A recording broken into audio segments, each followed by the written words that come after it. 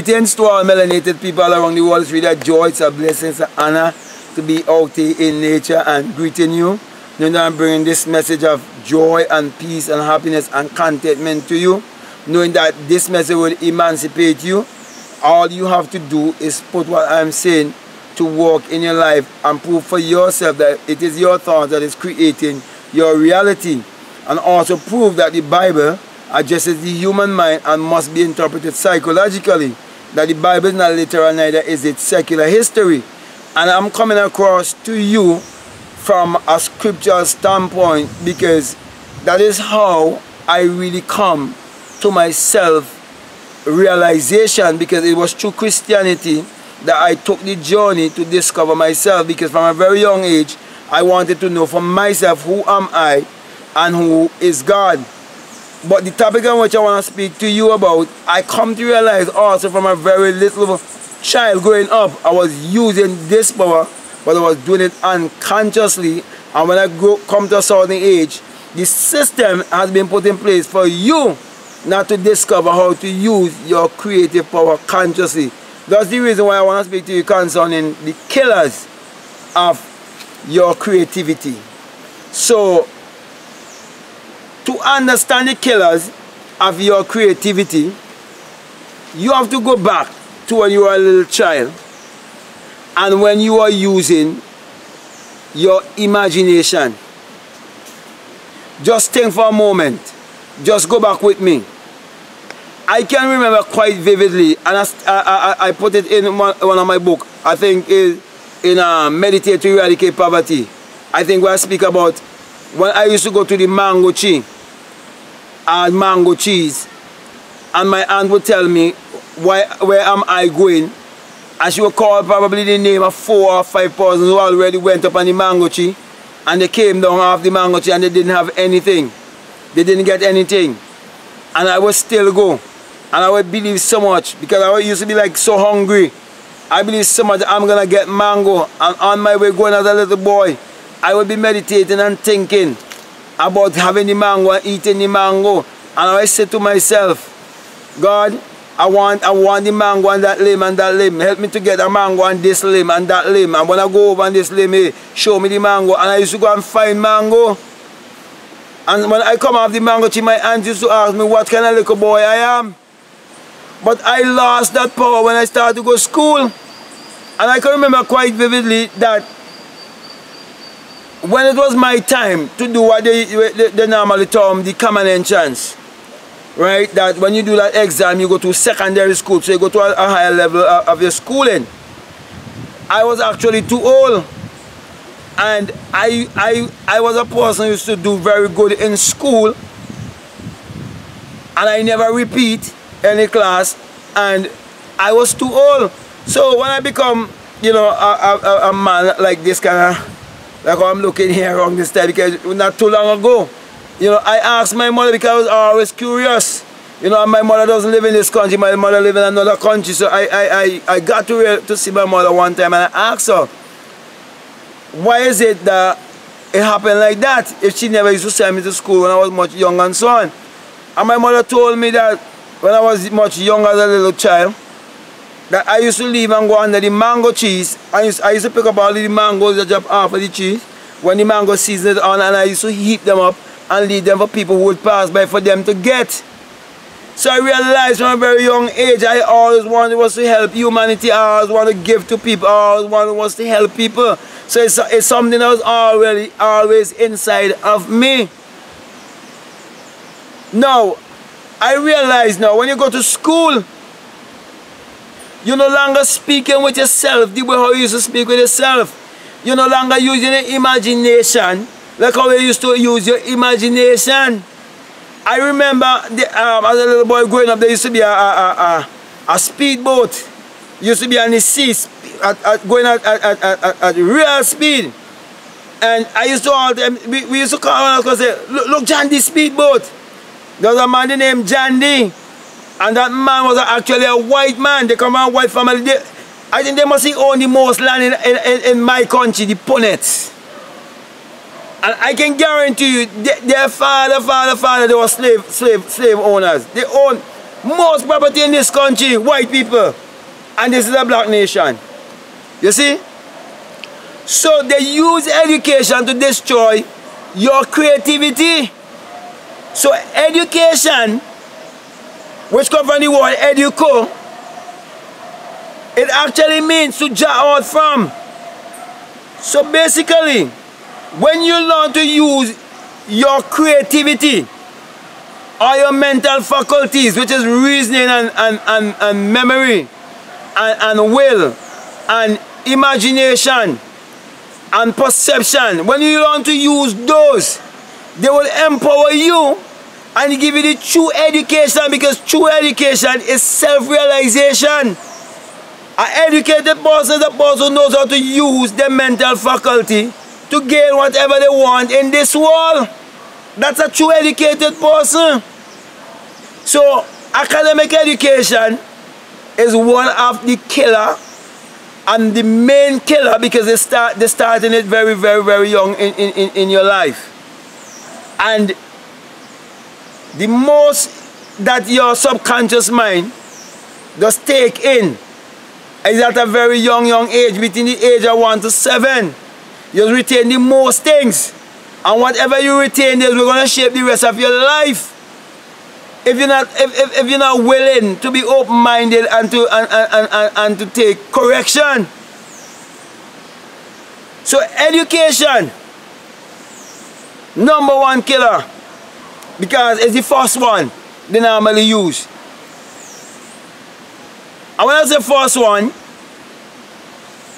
if you grow up in a religious home, sometimes the religion could be the first one. So it could interchange, okay? So the next one is religion. And for some people, the religion does take a hold in their life very early. Sometimes before the school or before the education. Because if they grow up in a religious family, the mother and the father are going to force this thing upon them. And it's killing your creativity.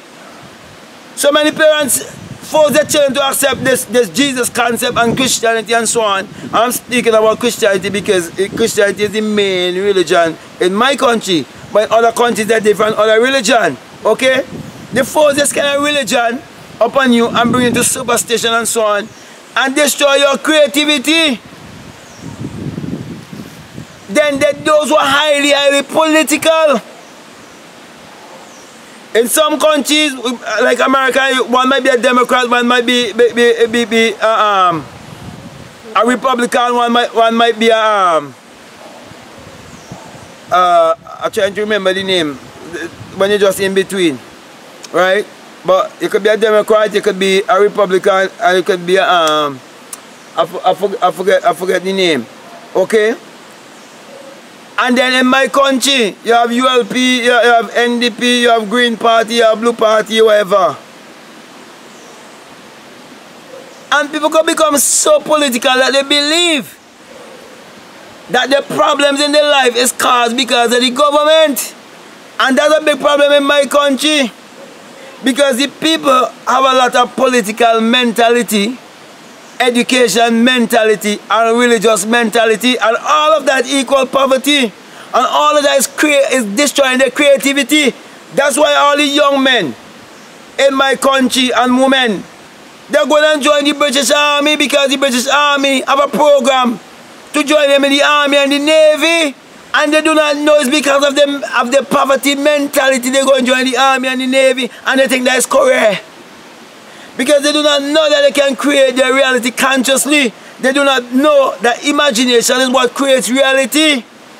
And they do not know that the belief in Jesus Christ of 2,000 years ago is idolatry.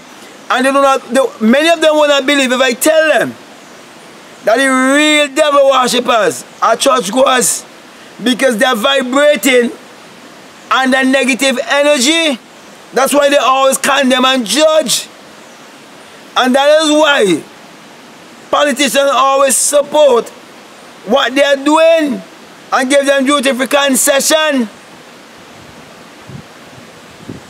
So my brother and my sisters, we have to give our children the power to operate in their creativity by teaching them at a very, very, very, very early age about their mental faculties. Teach them about imagination. Teach them about perception. Teach them about their will. Teach them about their memory and their reasoning. Teach them about these things. Teach them about how to believe in themselves. Teach them about the power in themselves. Tell them about a man named Black Mad Guru, who was teaching about self-realization and teaching about the single eye, of which Matthew 6:22 says, "If I be saying your whole body will be full of light." Teach them of those of us who are willing to bring true enlightenment to you. Tell them about Dr. Ben and Dr. Clark and the many others. Teach them of the history before slavery. Tell them about the Ankh and how it was before the cross. Tell them about the rebirth. Teach them all these things. Because those of us who are bringing this, but I can speak for myself.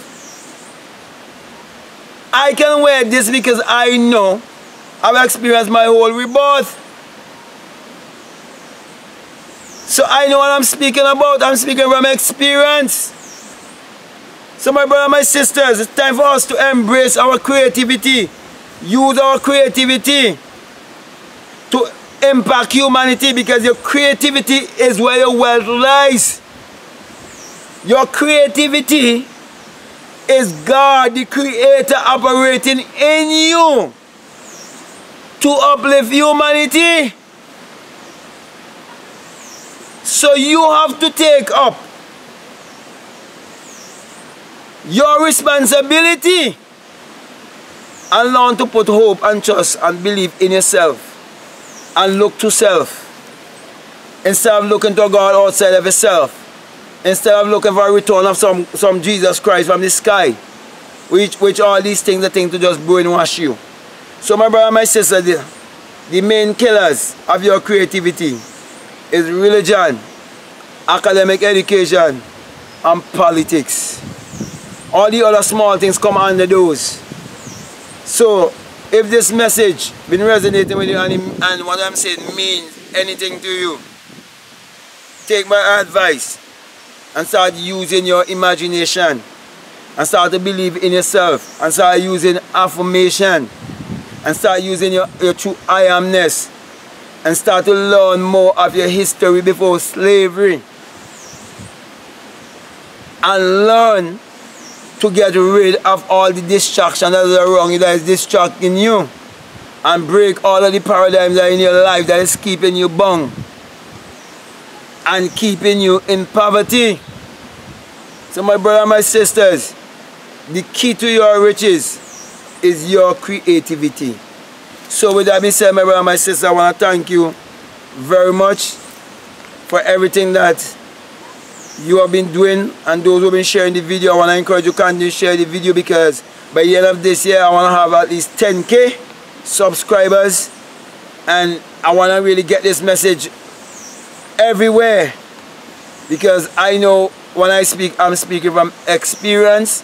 And if I'm speaking from experience and you really believe in what I am saying and the message really resonates with you, for me, that you're going to get your share of experiences also.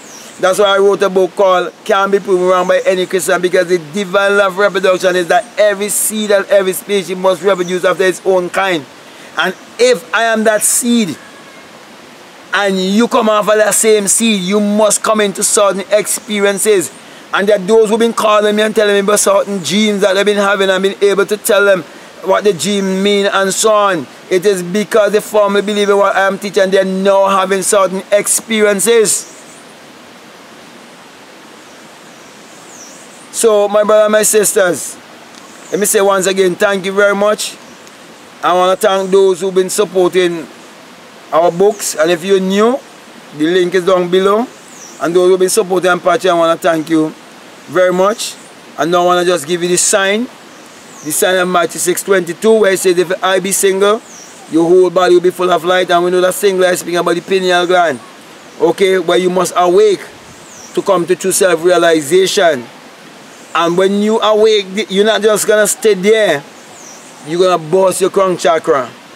And you're going to come into the world of the invisible.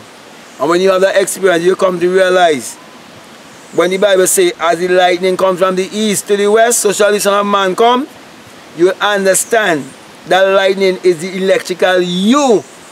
It's the light in you that will give that spark. And you will come to realize that is actually the rising of the S-U-N in a S-O-N. And you come to realize that it is the dawning of a new day in your life. And you come to realize that without the sun, there is no life and there is no light. And that the sun powers the earth. And you come to realize that without the human imagination, there isn't anything made that was made. And that all things that were made, what they were first imagined.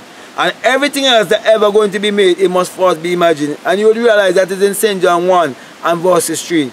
And then you will come to realize that the sun parallels the human imagination, and the human imagination parallels the sun. That's the reason why you're told in Psalms 84:11 that the Lord thy God is a sun. And in Malachi 4:2 that the sun of righteousness shall arise in you with healing in his wings. So when you come to that realization, you will know for yourself the truth of your own divinity. So with that being said, my brothers and my sisters, and we being the people of the sun, let us use our mind power to achieve our every desire. So with that being said, I want to say peace, love you, I'm out.